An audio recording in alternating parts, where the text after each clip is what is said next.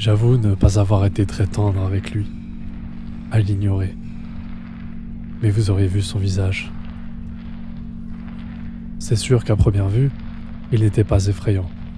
C'était l'archétype du mendiant.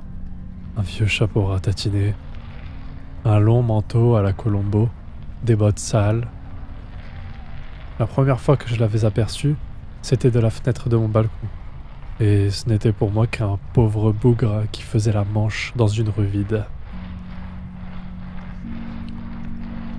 Et le lendemain, en sortant de chez moi pour aller au travail, j'ai compris pourquoi les rares passants l'évitaient. Il était défiguré. Pas juste balafré ou borgne, je dis bien défiguré. Son visage n'avait strictement aucun sens. Comment le décrire ?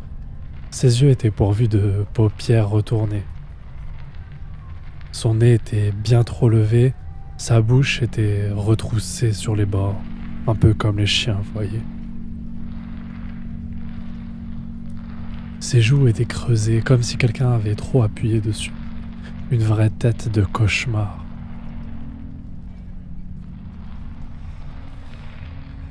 Quand je suis rentré le soir, il était encore là. Son chapeau était toujours vide. J'avais de la monnaie et je suis sûr qu'il me regardait, bien que ce soit difficile de le savoir. J'ai pris la décision de ne rien lui donner, et je crois que c'était parce qu'il me faisait peur. La suite m'a donné raison. Notre petit manège a duré 2 mois. Je le croisais, je ne lui donnais rien, en étant convaincu qu'il me regardait.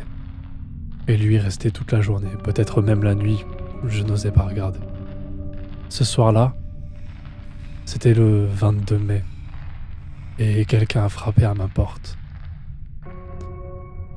Mon premier réflexe a été de ne pas me déplacer, en espérant que ce témoin de Jéhovah, ce représentant en aspirateur, s'en aille. Arrivé à une dizaine de coups à la porte, je me suis décidé à ouvrir. Et je l'ai vu. Le même manteau à la Colombo, les mêmes traits affreux. Le mendiant se tenait devant moi. Un silence d'1 minute s'en est suivi. La rue était silencieuse. Un peu trop même. Comme si le monde s'était arrêté pour observer comment j'allais réagir. Que voulez-vous ? J'avais du mal à soutenir son regard, car là, pas de doute, il me regardait. Je n'ai pas obtenu de réponse, juste un geste. Il me tendait son chapeau retourné. Est-ce qu'il souriait ? Comment aurais-je pu le savoir ? J'ai fouillé mes poches. J'ai trouvé quelques pièces. Pourquoi pas, après tout ? J'ai pris 2 € et je les ai lâchés avec négligence au fond de son chapeau rapiécé.